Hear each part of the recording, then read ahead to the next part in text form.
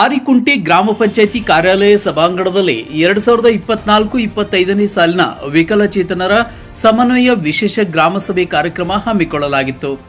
ಪಂಚಾಯಿತಿ ಅಭಿವೃದ್ಧಿ ಅಧಿಕಾರಿಗಳು ಮಂಗಳಂಬ ಮೇಡಂ ಅವರ ನೇತೃತ್ವದಲ್ಲಿ ಗ್ರಾಮ ಪಂಚಾಯಿತಿ ಲೆಕ್ಕ ಪರಿಶೋಧಕರು ಶ್ರೀನಿವಾಸ್ ಅವರ ಅನುಪಸ್ಥಿತಿಯಲ್ಲಿ ಗ್ರಾಮ ಪಂಚಾಯಿತಿ ಸದಸ್ಯರು ಕಮರ್ ತಾಜ್ ಮೇಡಂ ಹಾಗೂ ತಾಲೂಕಾ ಸಂಯೋಜಕರು ಅಂಗವಿಕಲರ ಅಧಿಕಾರಿ ಶ್ರೀನಿವಾಸ್ ಗೌಡ, ಮಾಜಿ ಗ್ರಾಮ ಪಂಚಾಯಿತಿ ಸದಸ್ಯರು ನಾಗದೇನಹಳ್ಳಿ ಎಸ್ ನಾರಾಯಣಸ್ವಾಮಿ ಅವರು, ಡಿಇಒ ಕದಿರಪ್ಪನವರು, ಎಂಬಿಕೆ ಸುಗುಣ ಮೇಡಂ, ಗ್ರಂಥಾಲಯ ಮೇಲ್ವಿಚಾರಕರು ಸೌಭಾಗ್ಯ ಮೇಡಂ, ಪಂಚಾಯಿತಿ ಕಾಯಕ ಮಿತ್ರ ಮಧುರ ಮೇಡಂ, ಜಲಗಾರರು ಬೈರೆಡ್ಡಿ ಹಾಗೂ ಸಿಬ್ಬಂದಿ ವರ್ಗದವರು ಜನಸಾಮಾನ್ಯರ ಸಹಭಾಗಿತ್ವದಲ್ಲಿ ಕಾರ್ಯಕ್ರಮ ಯಶಸ್ಸುಗೊಳಿಸಿದರು.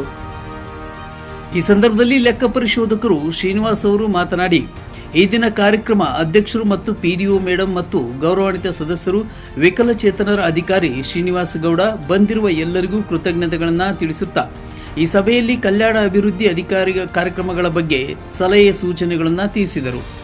ಪಂಚಾಯಿತಿ ವ್ಯಾಪ್ತಿಯ ಎಲ್ಲ ಅಂಗವಿಕಲರಿಗೆ 5% ಅನುದಾನ ನೀಡುತ್ತಿದ್ದೇವೆ. ಅಂಗವಿಕಲರಿಗೆ ಎಲ್ಲರಿಗೂ ಸೌಲಭ್ಯಗಳ ಮೊದಲ ಆದ್ಯತೆ ನೀಡುತ್ತಿದ್ದೇವೆ. ಹೀಗೆ ಹಲವಾರು ವಿಚಾರಗಳನ್ನು ತಿಳಿಸಿದರು. ಈ ಸಂದರ್ಭದಲ್ಲಿ ತಾಲೂಕಾ ಸಂಯೋಜಕರು ಶ್ರೀನಿವಾಸ್ ಗೌಡ ಅವರು ಮಾತನಾಡಿ, ಈ ದಿನ ಸಮನ್ವಯ ಸಭೆಗೆ ಎಲ್ಲ ರೀತಿಯ ವಿಕಲಚೇತನರ ಬಗ್ಗೆ ಕಾಳಜಿ, ಅಭಿವೃದ್ಧಿಯ ಬಗ್ಗೆ ಕಾರ್ಯಕ್ರಮ ವಹಿಸಬೇಕು. ಕಾರ್ಯಕ್ರಮದಲ್ಲಿ ಕೆಲವೊಂದು ಸಿಬ್ಬಂದಿ ವರ್ಗದವರು ಬಂದಿರುವುದು ಸಂತೋಷದ ವಿಚಾರ. ಪಂಚಾಯಿತಿ ಅಭಿವೃದ್ಧಿಗೆ ವಿಕಲಚೇತನರ ಎಲ್ಲ ರೀತಿಯ ಮೂಲಭೂತ ಸೌಕರ್ಯಗಳ ಮೊದಲ ಆದ್ಯತೆ ಸಹಕರಿಸಿ ಸರ್ಕಾರದ ಆದೇಶಗಳನ್ನು ಪಾಲಿಸಿ ಎಲ್ಲ ಅನುದಾನಗಳು ಸಮರ್ಪಕವಾಗಿ ವಿಕಲಚೇತನರಿಗೆ ನೀಡಿ ಎಂಬುದಾಗಿ ಅಧಿಕಾರಿಗಳು ತಿಳಿಸಿದರು. ನಿನ್ನ ನೆನೆಯಲು ಒಡನೆ ಓಡುವುದು ಭೀತಿ, ನೀಡಯ್ಯ ಕಷ್ಟಗಳ ಗೆಲ್ಲುವ ಶಕ್ತಿ, ನೀಡಯ್ಯ ಕಷ್ಟಗಳ ಗೆಲ್ಲುವ ಶಕ್ತಿ, ತೋರಯ್ಯ ನಮ್ಮಲ್ಲಿ ನಿನ್ನಯ ಪ್ರೀತಿ, ಶರಣು ಶರಣಯ್ಯ ಶರಣು ಬೆನಕ, ನೀಡಯ್ಯ ಬಾಳೆಲ್ಲ ಬೆಳಗುವ ಬೆನಕ. ಜೊತೆ ಕಾರ್ಯಾಲಯದಲ್ಲಿ ಪಿಡಿಒ ಅವರ ಅನುಪಸ್ಥಿತಿಯಲ್ಲಿ SDA ಸರ್ ಶ್ರೀನಿವಾಸ್ ಸರ್ ಅವರು ಆಗಮಿಸಿದ್ದಾರೆ. ಅವರಿಗೆ ಈ ವಿಕಲಚೇತನ ಸಮನ್ವಯ ವಿಶೇಷ ಗ್ರಾಮ ಸಭೆ ಪರವಾಗಿ ಸ್ವಾಗತವನ್ನು ಬಯಸ್ತಾ ಇದ್ದೀವಿ. ಅದೇ ರೀತಿ ನಮ್ಮ ತಾಲೂಕು ಸಂಯೋಜಕರಾದಂತಹ ವಿಕಲಚೇತನ ಸಮನ್ವಯ ವಿಶೇಷ ಸಮಿತಿಯ ಸಂಯೋಜಕರಾದಂತಹ ಶ್ರೀನಿವಾಸ್ ಗೌಡ ಸರ್ ಅವರು ಬಂದಿದ್ದಾರೆ. ಅವ್ರಿಗೂ ಈ ಸಭೆಯ ಪರವಾಗಿ ಸ್ವಾಗತವನ್ನು ಬಯಸ್ತಾ ಇದ್ದೀವಿ. ಅದೇ ರೀತಿ ಈ ಗ್ರಾಮ ಸಭೆಗೆ ಆಗಮಿಸಿದಂತಹ ಸ್ತ್ರೀಶಕ್ತಿ ಸಂಘದ ಸದಸ್ಯರು, MBK ಅವರು ಮತ್ತು NRLM ಸಭೆಯವರು, ಪತ್ರಕರ್ತರು, ಶಾಲಾ ಮುಖ್ಯೋಪಾಧ್ಯಾಯರು, ಶಿಕ್ಷಕರು, ಲೈಬ್ರರಿ ಗ್ರಂಥಾಲಯದವರು, ಸಂಘ ಇತರೆ ಸ್ತ್ರೀಶಕ್ತಿ ಸಂಘಗಳ ಸದಸ್ಯರುಗಳು ಎಲ್ಲರಿಗೂ ಕೂಡ ಈ ವಿಕಲಚೇತನ ಸಮನ್ವಯ ವಿಶೇಷ ಗ್ರಾಮ ಸಭೆಗೆ ವಿಶೇಷವಾದಂತಹ ಆಹ್ವಾನವನ್ನು ಕೊಡ್ತಾ ಇದ್ದೀವಿ. ಸಭೆಗೆ ಅಧ್ಯಕ್ಷರು ಹಾಗೂ ಅಧ್ಯಕ್ಷರ ಗ್ರಾಮದಲ್ಲೇ ದೇವಸ್ಥಾನದ ಪುನರ್ ಪ್ರತಿಷ್ಠಾಪನಾ ಕಾರ್ಯಕ್ರಮ ಇರುವುದರಿಂದ ಅವರು ಮೊದಲೇ ಈ ಥರ ಬರೋಕ್ಕಾಗೋದಿಲ್ಲ, ನೀವು ಶ್ರೀನಿವಾಸ್ ಅವರ ಅಧ್ಯಕ್ಷರಲ್ಲಿ ಅದು ನಡೆಸ್ಕೊಳ್ಳಿ ಅಂತ ಹೇಳಿದ್ದಾರೆ. ಮತ್ತು ನಮ್ಮ ಪಂಚಾಯತ್ ಅಭಿವೃದ್ಧಿ ಅಧಿಕಾರಿಗಳು ಇವತ್ತು ಲೋಕಾಯುಕ್ತ ನ್ಯಾಯಾಲಯದ ಪ್ರಕರಣ ಇರೋದ್ರಿಂದ ಅವರು ಆ ಪ್ರಕರಣಕ್ಕೆ ಹಾಜರಾಗಿದ್ದಾರೆ. ಅದರಿಂದ ಅವ್ರ ಪರವಾಗಿ ನಾನು ಈ ಸಭೆಯ ಇದನ್ನು ನೋಡ್ಕೊತಾ ಇದ್ದೀನಿ. ಈ ಸಭೆಯಲ್ಲಿ ವಿಕಲಚೇತನರ ಕಲ್ಯಾಣ ಅಭಿವೃದ್ಧಿ ಕಾರ್ಯಕ್ರಮಗಳು ಮತ್ತು ಇದಕ್ಕೆ ಸಂಬಂಧಪಟ್ಟ ಹಾಗೆ ಪೂರ್ಣವಾದ ಮಾಹಿತಿಯನ್ನು ನಮ್ಮ ಶ್ರೀನಿವಾಸ್ ಗೌಡ ಸರ್ ನೀಡ್ತಾರೆ. ರ್ಯಾಂಪ್ ಶಾಲೆಗೆ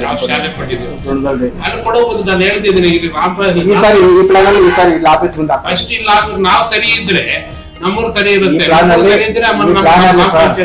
ಈ ಪ್ಲಾನ್ ಅಲ್ಲಿ ನಾನು 3 ವರ್ಷಗಳಿಂದ ಹೇಳ್ತಾ ಇದ್ದೀನಿ, ಇದು ರ್ಯಾಂಪ್ ಮಾಡ್ತಾ ಇದ್ದೀನಿ. ಯಾಕೆ ಮಾಡ್ತಾರೆ, ಏನ್ ತೊಂದರೆ ಇದೆ? ಇದು ಕಮಿಟಿ ಏನು ಒಪ್ಕೊಳ್ತಾ ಇಲ್ವಾ? ನಾನೇನಾದ್ರೂ ಲೆಟರ್ ಕೊಡ್ಬೇಕಾ? ಇವ ಲೆಟರ್ ಇಂದ ಏನಾದ್ರು ಬೇಕಾ? ಈ ಕಮಿಟಿಯಲ್ಲೇ ತೀರ್ಮಾನ ಅಷ್ಟು ಇಲ್ಲಿ ರ್ಯಾಂಪ್ ಹಾಕ್ಸಿ ನಾನು ಕಳೆದ 3 ವರ್ಷಗಳು ನಾನು ಮೊನ್ನೆ 3 ವರ್ಷಗಳು 3ನೇ ವರ್ಷದಲ್ಲಿ ಕೊಡ್ತಾ ಇದ್ದೀನಿ, ಮೀಟಿಂಗ್ ಮಾಡ್ತಾ ಇದ್ದೀನಿ. ಪದೇ ಹೇಳ್ತಾ ಇದ್ದೀನಿ ರ್ಯಾಂಪ್ ಹಾಕಿ ಎಸ್ಟೆಂಟ್ ಟಾಯ್ಲೆಟ್ ಮಾಡಿ ಅಂತ. ಫಸ್ಟ್ ಆಕ್ಷನ್ ಪ್ಲಾನ್ ಅಲ್ಲಿ ಹಾಕೊಂಡು ಆ ಕೆಲಸ ಮುಗಿಸಿ ಸರ್. ಅದನ್ನ ಆಲ್ರೆಡಿ 5% ಖಾತೆ ತೆರೆದಿದ್ದೀವಿ. ಇದರ ಖರ್ಚು ವೆಚ್ಚದ ಮಾಹಿತಿ ಖರ್ಚು ವೆಚ್ಚಗಳಲ್ಲಿ ಈ ವರ್ಷದಲ್ಲಿ 24% ಯಾವುದೇ ಖರ್ಚು ವೆಚ್ಚಗಳು ಇಲ್ಲ ಸರ್. ಎಷ್ಟು ರಿಸರ್ವ್ ಮಾಡಿದ್ದೀವಿ? 14,775 ರೂಪಾಯಿ ಇದೆ ಸರ್ ಈಗ ಪ್ರಸ್ತುತ ಈಗ ಖಾತೆಯಲ್ಲಿ. ಗ್ರಾಮ ಬೇಟ ಪೋಸ್ಟ್ಪೋನ್ ಆಗಿ 2ನೇ ಸಲ ಆದ್ರೂ ಸಹ ಗ್ರಾಮ ಸಮನ್ವಯ ಸಭೆಗೆ ವಿಶೇಷ ಚೇತನರಾಗ್ಲಿ, ಇಲ್ಲಿನ ಜಲಧಾರರಾಗ್ಲಿ, ಗ್ರಾಮ ಪಂಚಾಯತಿ ಸಿಬ್ಬಂದಿ, ಅನಂತರ ಗ್ರಾಮ ಪಂಚಾಯತಿ ಸದಸ್ಯರು, ಅಧ್ಯಕ್ಷರು, ಉಪಾಧ್ಯಕ್ಷರು ಒಂದು ಅನುಪಸ್ಥಿತಿಯಲ್ಲಿ ನಡೀತಾ ಇರ್ತಾರೆ. ನನಗೆ ಒಂದು ತುಂಬಾ ಬೇಸರದ ಸಂಗತಿ ಆಗ್ತಾ ಇದೆ. ಗ್ರಾಮ ಸಭೆ ಅಂದ್ರೆ ಹೇಗಿರ್ಬೇಕು, ನನಗಿಂತ ಇಲ್ಲಿ ಇರ್ತಕ್ಕಂಥ ಹಿರಿಯರಿಗೆ ಚೆನ್ನಾಗಿ ಗೊತ್ತಿರುತ್ತೆ. ಬೇರೆ ಬೇರೆ ಗ್ರಾಮ ಸಭೆಗಳು ಗ್ರಾಮ ಪಂಚಾಯತಿ ಮುಂದುಗಡೆ ಪೆಂಡಲ್ ಹಾಕಿ, ಚೇರ್ಸ್ ಹಾಕಿ, ಮೈಕ್ ಸೆಟ್ ಹಾಕಿ, ವಿಶೇಷವಾಗಿ ಎಲ್ಲರೂ ಗೊತ್ತಾಗೋತರ ಡಂಗೋರು ಹಾಕಿ ಊರಿಗೆ ಎಲ್ಲ ವಿಷಯಗಳನ್ನ ತಿಳಿಸಿ ಮಾಡ್ತಕ್ಕಂಥದ್ದು ಗ್ರಾಮ ಸಭೆ. ಆದರೆ ವಿಶೇಷ ಚೇತನ ಅಂದ್ರೆ ಕೆಲವು ಅಧಿಕಾರಿಗಳಿಗೆ ಒಂದು ನಿರ್ಲಕ್ಷ್ಯತನ ತೋರಿಸ್ತಾ ದಿನ. ಆದ್ರೂ ಈ MBK ಮತ್ತು ಸ್ವಸಹಾಯ ಸಂಘದವರು, ಕೆಲ ಗ್ರಾಮ ಪಂಚಾಯತ್ ಸಿಬ್ಬಂದಿ, ಕೆಲ ವಿಶೇಷ ಚೇತನರು ಬಂದಿದ್ದಾರೆ. ತುಂಬಾ ಸಂತೋಷ. ನಾನು ಇದೇ ಪಂಚಾಯತಿ ಹೆಚ್ಚನಹಳ್ಳಿ ಗ್ರಾಮದವನಾಗಿದ್ದು ತಾಲೂಕು ಸಂಯೋಜಕನಾಗಿ ಕದರಿ ಗ್ರಾಮ ಪಂಚಾಯತಿಯಲ್ಲಿ ನಾನು ಮಾತಾಡ್ಲಿಕ್ಕೆ ಸಂತೋಷವಾಗಿ ವಿಚಾರ. ನಾನು ಹೇಳೋದಿಷ್ಟೇ, ಗ್ರಾಮ ಪಂಚಾಯತಿಯ ವಿಶೇಷ ಚೇತನರ ಗ್ರಾಮ ಸಭೆ, ಈ ಸಭೆಯಲ್ಲಿ ಪ್ರಮುಖವಾಗಿ ವಿಶೇಷ ಚೇತನರು ಇರಬೇಕಾಗಿತ್ತು. ಅವ್ರು ಯಾರು ಇರಲ್ಲ, ಅವ್ರ ಸಮಸ್ಯೆ ನಾವು ಯಾರಿಗೂ ಇಲ್ಲಿ ಹೇಳಕ್ಕೆ ಅವರು ಕೂಡ ಇರೋದಿಲ್ಲ. ಈ ಮುಂದಿನದಲ್ಲಿ ಹೀಗಾಗಬಾರ್ದು. ಇದರ ಮೂಲಗಳಿಂದ ಯಾವ್ದಾದ್ರು ಒಂದು ಸೋರ್ಸಸ್ ಇರ್ಬೋದು. ಬರ್ತಕ್ಕಂಥ ಯಾವುದೇ ಮೂಲಗಳಿಂದ ನೀವು 5% ಕಡ್ಡಾಯ ತೆಗಿಬೇಕು, ಅದಕ್ಕೆ ಹಾಕ್ಲೇಬೇಕು. ಅದರಿಂದನೇ ನಾವು ಖರ್ಚು ವೆಚ್ಚವನ್ನು ಭರಿಸಬೇಕಾಗಿತ್ತು. ಇದು ಕಡ್ಡಾಯವಾಗಿರುತ್ತೆ. ನಾನು ಮತ್ತೊಮ್ಮೆ ಹೇಳ್ತಾ ಇದ್ದೀನಿ, ಟ್ರೈನಿಂಗ್ ಅಂಡ್ ಎಂಪ್ಲಾಯ್ಮೆಂಟ್ ಇರ್ಬೋದು, ಎಜುಕೇಶನ್ ಇರ್ಬೋದು, ನಿರುದ್ಯೋಗ ಸಮಸ್ಯೆ ಇರ್ಬೋದು, ಒಟ್ಟಾರೆ ಸಮಸ್ಯೆಗಳು ಏನೇ ಇರಲಿ ಗ್ರಾಮ ಪಂಚಾಯತ್ ಕೊಟ್ಟಂಗಾಗತ್ತೆ, ಅದು ಆಗ್ಬಾರ್ದು ಅಂತ ಹೇಳ್ತಾ, ನೆಕ್ಸ್ಟ್ ಏನಪ್ಪಾ ಅಂದ್ರೆ, ಇಲಾಖೆ ವತಿಯಿಂದ ನಮ್ಮ ಡಿಸೇಬಲ್ ಡಿಪಾರ್ಟ್ಮೆಂಟ್ ವಿಕಲಚೇತನರ ಹಾಗೂ ಹಿರಿಯ ನಾಗರಿಕರ ಸಬಲೀಕರಣ ಇಲಾಖೆಯಿಂದ ನಾವು ಏನೆಲ್ಲ ಸೌಕರ್ಯಗಳು ಅಥವಾ ಸೌಲಭ್ಯಗಳನ್ನು ಇವತ್ತು ಪಡಿತಾ ಇದ್ದೀವಿ ಅಥವಾ ಕೊಡ್ತಾ ಇದ್ದೀವಿ ಅನ್ನೋದಾದ್ರೆ, ವಿಶೇಷವಾಗಿ ನಮ್ಮಲ್ಲಿ 21 ಬಗೆಯ ವಿಶೇಷ ಚೇತನರಿದ್ರೆ 21 ಡಿಸೇಬಿಲಿಟೀಸ್ ಅಂತ ಇರ್ತಕ್ಕಂಥದ್ದು. ಅವರಿಗೆ 40% ಸಂಬಂಧ ಗ್ರಹಿಕೆ. ರೇಷನ್ ಕಾರ್ಡ್ ಪಡ್ಕೊಂಡ್ರೆ ಏನು ಡಿಪೋನಲ್ಲಿ ಹೋಗ್ಬಿಟ್ಟು ರೇಷನ್ ತಗೊಂಡು ಬರ್ಬೋದು ಅಂತ, ಇವೆಲ್ಲ ತಪ್ಪಾಗಿ ಅರ್ಥೈಸ್ಕೋಬಾರ್ದು. ಇವತ್ತು ವಿಶೇಷ ಚೇತನ ಕೊಡ್ತಕ್ಕಂಥ UDAD ಕಾರ್ಡು ಅದು ವಿವಿಧೋದ್ದೇಶ ವಿವಿಧ ಸೌಲಭ್ಯಗಳಿಗಾಗಿ ಕೊಡ್ತಾ ಇರ್ತಕ್ಕಂಥ ಒಂದು UDAD ಕಾರ್ಡ್. ಪ್ರಮುಖವಾಗಿ ನಾವು ನಮ್ಮಲ್ಲಿ ಅವರಿಗೆ ಮಾಶಾಸನ ಅಂತ ಕೊಡ್ತೀವಿ. 40% ಇಂದ ಹಿಡಿದು 74% ಇರ್ತಕ್ಕಂಥ ಅವರಿಗೆ, ಆ 40ರಿಂದ 74% ಇರ್ತಕ್ಕಂಥವ್ರಿಗೆ ಅವರಿಗೆ ನಾವು ಮಾಸಿಕವಾಗಿ 800 ರೂಪಾಯಿಯನ್ನ ಕೊಡ್ತಕ್ಕಂಥ ಸ್ಕೀಮ್. MRW ಇರ್ತಾರೆ, ಗ್ರಾಮ ಪಂಚಾಯತಿಯಲ್ಲಿ ಒಬ್ಬ VRW ಇರ್ತಾರೆ, ಜಿಲ್ಲಾ ಮಟ್ಟದಲ್ಲಿ ಒಬ್ಬ ಸಂಯೋಜಕರು, ರಾಜ್ಯ ಮಟ್ಟದಲ್ಲಿ ಸಂಯೋಜಕರು ಕೆಲಸ ನಿರ್ವಹಿಸ್ತಾ ಇರ್ತಾರೆ.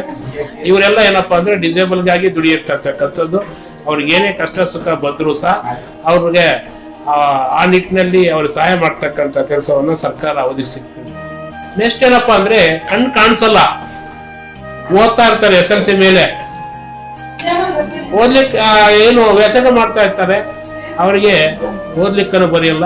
ಕೆಳಗಡೆ 1 ಕಾಲು ಅಥವಾ 2 ಕಾಲು ತೊಂದರೆ ಇರುತ್ತೆ, 75% ಇರುತ್ತೆ, 18ರಿಂದ 35 ವರ್ಷ ಒಳಗಡೆ ಇರ್ತಾರೆ. ಅವರಿಗೆ ಗಾಡಿಗಳನ್ನ ಕೊಡಿಸ್ತಕ್ಕಂಥ ಸ್ಕೀಮ್ ಕೂಡ ಉಚಿತವಾಗಿ 1,20,000 ರೂಪಾಯಿ ಬೆಲೆ ಬಾಳ್ತಕ್ಕಂಥದ್ದು. ಅದು ಉಚಿತವಾಗಿ ಆನ್ಲೈನ್ ಅಲ್ಲಿ ನೀವು ಅರ್ಜಿ ಹಾಕೊಂಡ್ರೆ ಮಾತ್ರ ಅಂತ ಫಲಾನುಭವಿಗಳು ಇದ್ರೆ ಅರ್ಜಿ ಹಾಕೊಂಡು ಅದು ಕೂಡ ಇವತ್ತು ಪಡಿತಕ್ಕಂಥ ಸ್ಕೀಮ್ ನಮ್ಮಲ್ಲಿದೆ.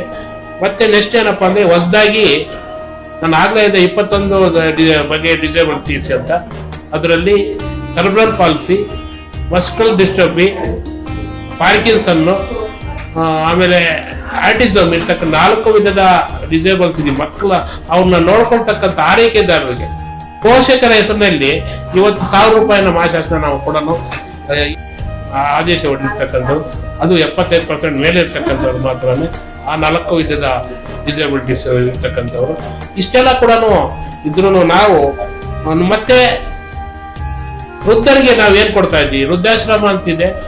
ಅವರು ಕೂಡ ನಮ್ಮ ತಾಲೂಕಿನಲ್ಲಿ 2 ಆಶ್ರಮಗಳನ್ನ ತೆರೆದು ಅವರು ಕೂಡ ವೃದ್ಧರಿಗಾಗಿ ಇವತ್ತು ನಮ್ಮ ಇಲಾಖೆ ಕೆಲಸ ಮಾಡ್ತಾ ಇದೆ. ಇಷ್ಟೆಲ್ಲ ಕೆಲಸ ಮಾಡ್ತಾ ಇದೆ. ಇನ್ನು ಏನ್ ಮಾಡ್ಬೋದು ಅಂದ್ರೆ, ಈಗ ತಾಲೂಕ್ ಪಂಚಾಯತಿ, ಗ್ರಾಮ ಪಂಚಾಯತಿ, ಜಿಲ್ಲಾ ಪಂಚಾಯತಿ, MLA, MLC, MP, Rajya Sabha member ಇವರೆಲ್ಲರ ಪ್ರದೇಶ ಅಭಿವೃದ್ಧಿ ನಿಧಿಯಲ್ಲಿ ಕೂಡ 10% ಇವತ್ತು ನಮ್ಮ ಡಿಸೇಬಲ್ಗೆ ರಿಸರ್ವ್ ಮಾಡಿದ್ದಾರೆ. ಅವರು ಸಹ ನಮ್ಮ ವಿಶೇಷ ಚೇತನರ ಸರ್ವಾಂಗೀಣ ಅಭಿವೃದ್ಧಿಗೆ ಮತ್ತೆ ಅವ್ರಿಗೆ ಏನೆಲ್ಲ ಸೌಕರ್ಯಗಳು ಬೇಕು ಅಂತ ಹೇಳ್ಬಿಟ್ಟು ಲೀಸ್ಟ್ ಕೇಳ್ತಾ ಇರ್ತಾರೆ, ಕೊಟ್ಟು ಆ ಒಂದು ಕಟ್ಟಡಗಳಿಗೆ ಆ ಒಂದು ಕೆಲಸವನ್ನು ಮಾಡ್ತಕ್ಕಂಥದ್ದು ಗ್ರಾಮ ಪಂಚಾಯತಿಯ ಆದ್ಯ ಕರ್ತವ್ಯ. First point.